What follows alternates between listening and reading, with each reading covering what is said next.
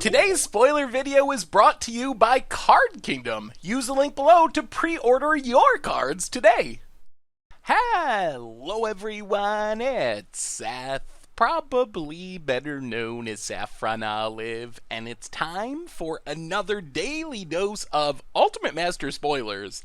And every day that goes by, and we get the full set tomorrow, so we're almost done with spoilers, but every day I keep thinking, alright, this is going to be the bad day. It's going to be the day when we don't get any more value, and then every day I am surprised, because we see more and more valuable and powerful and fun reprints in the set. So this set is, I'm ready to say it. We've seen most of it, not all of it, but this is the best Magic set of all time. Yes, I know it is frustrating that it's a little bit more to get a box, but really, if you look at the cards in the set, it's worth it. So if you can afford one, you are going to get your money's worth, and I definitely am sympathetic to the idea that it's too much for some people to buy. I play a lot of budget decks, and I know how that is, so I totally get that criticism of the set, but if you can afford a set, you are certainly getting your money's worth, because this set is just stuffed full of insane cards. So let's jump into it, talk about the new cards we've got since yesterday, starting with Back to Basics. So Back to Basics, basically the blue Blood Moon, only Legacy legal, not legal in Modern. However, this is a card that before reprinting was like 90 bucks. It had spiked to 90 bucks, and it is going to drop a lot. It's already down under 50, but this is another absurdly expensive reprint. These are the cards that once I saw the box toppers, I didn't think that we were going to get in the set. I figured we had seen all the value, but the hits just keep coming. So Back to Basics, suddenly going to be super cheap if you want to play around it, and adds a nice chunk of value to the box. But the fun doesn't stop there. We also got Ruined Halo, which was up to like 35 bucks before this reprinting. Fauna Shaman was a solid 15 bucks, mostly from casual demand. And these are two cards that are really awesome to have more of. Ruined Halo sees play in Modern, mostly in sideboards, as sort of this weird removal spell that can also stop things like Grape Shot. Fauna Shaman hasn't really caught on in the Modern format too much, but I think it's close, and it's certainly a great commander card, which is partly why it has so much value, even though it doesn't really have a real Modern home. Otherwise, we got our official MTG Goldfish preview, and you should definitely check it out. Tomer got to write the article, his first spoiler article, and it is awesome. I will link it down below in the description box. So if you want to see what you can do with Woodfall Primus, primarily in Commander, definitely check out Tomer's article, but another solid like $8, $9, $10 reprint. Nourishing Shoal, it looks weird, but it is part of the Grizz Shoal brand combo deck in Modern, which makes it worth a few bucks, especially since it's from Kamigawa, an old under-open set. So more rares that you're not really disappointed to open in your box. Otherwise, we did get a few semi-duds, I guess you would say. There can't all be $10, $20, $90 rares, but even the duds in the set are at least fun cards or have some purpose to them. Like Sovereigns of Lost Stellara was a former standard staple. I could imagine playing it in a commander deck. Magus of the Bazaar enables the Dredge archetype in Limited. Telrand, a really powerful commander, but it isn't expensive because it was in an intro deck when it first came out. But if you want to build Spellslinger and Commander, Telrand is a great option. And then Golgari Grave Troll, not really a staple anymore since it's banned in Modern. It was really expensive not long ago before it got banned, but it's got sweet new art, shows up in Legacy, and enables the Dredge archetype in Limited. Finally, Thespian Stage lets us Wombo combo with Dark Depths in Draft, and Revelark, I mean, not a super high value card because it's been reprinted, but another powerful, fun commander card that you should probably be playing more of in your decks. So those are the rares. Lots of solid value, lots of fun things. Even the bad cards, they aren't bad. Like, the bad cards in this set are like Thespian Stage, which is a Legacy staple, or an archetype staple at least. So this set is just completely bonkers, and even better, when you see all those rares, you think, all right, that's where the value is going to be. All the value is going to be concentrated in the rare slot. The uncommons are going to be horrible, but that's not even true. Today we got a ton of powerful and expensive uncommons.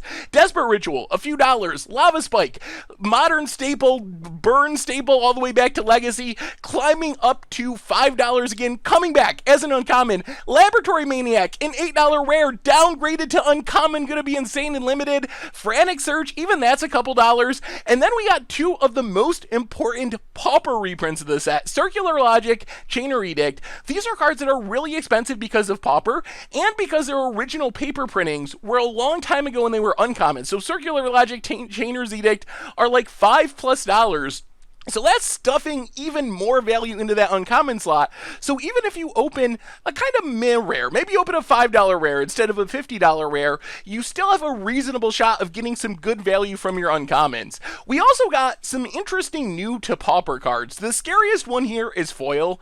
Oh my god, I can't believe they downgraded this to common. Foil is probably going to break Pauper, and it's probably going to get Gush banned in Pauper. In Pauper, Gush decks are extremely popular, like Delver decks, even other decks, and Foil gives those decks a force of will, essentially. When you have Gush, you're picking up lands anyway, so you have islands that you can pick up and discard. You have tons of cards, so the cost of discarding 2 cards isn't that bad, and then you just got a free counterspell. You have a literal force of will, which is going to be busted. It is going to be busted in Delver decks. It's going to be even more busted probably in Inside Out combo. I am super scared of Foil and what it's going to do to the Pauper format.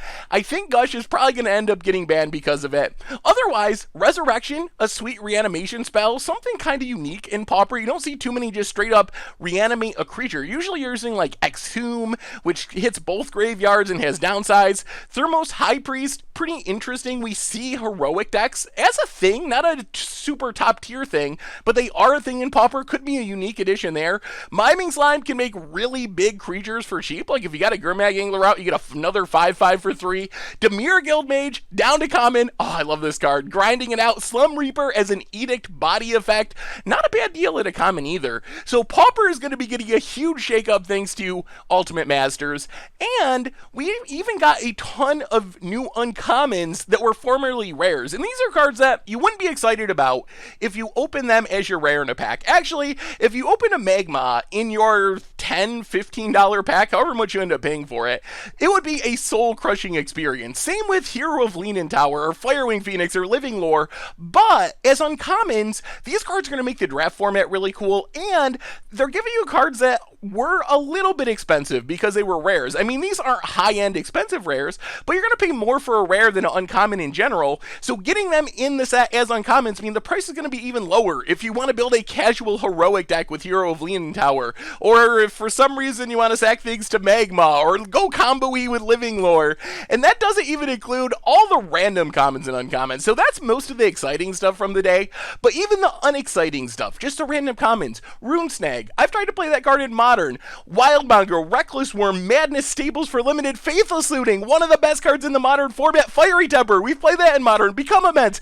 Breaks decks in Legacy, so even the bad cards in the set are absolutely insane, the random commons and uncommons, they aren't really worth anything, so I don't know what to say about this set anymore. Right now, I've been keeping a live count on the expected value, and while it's a little bit confusing and we're still trying to figure out everything, at prices as current as I can get them, you're looking at over $400, and that's not counting the box topper and not counting foils. If you throw foils into the mix, because you get a foil every pack, the EV rises to like $470. Throw a box topper in on top of that for like another $50, and right now, and these prices are certainly going to drop, but right now, an average box of Ultimate Masters is worth like $500 of cards, which is absurd with boxes selling at like $265. So there's 2 important takeaways from this. Number one, if you buy a box, you're going to get your money's worth. Even if prices decrease a lot and you're getting a box for $260 something,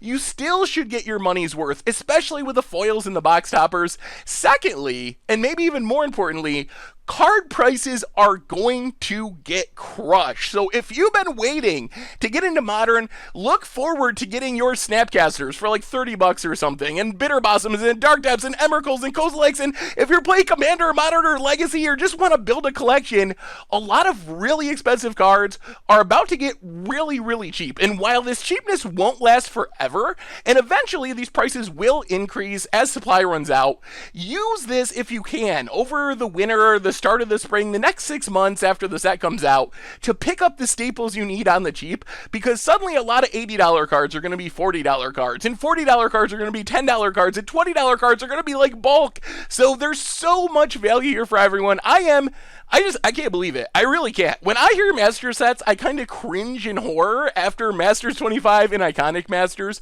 but at least from my perspective, even including the price increase, This set is just absolutely insane, and it's going to be super amazing, but I want to know what you think. What are you most hoping to open from Ultimate Masters? What other cards would you like to see sneak in before the full spoiler comes out tomorrow? Let me know in the comments. Thank you so much for watching. I hope you enjoyed the video, and I will talk to you soon. Thanks for watching the video. If you enjoyed it, help us out by clicking that like button down below.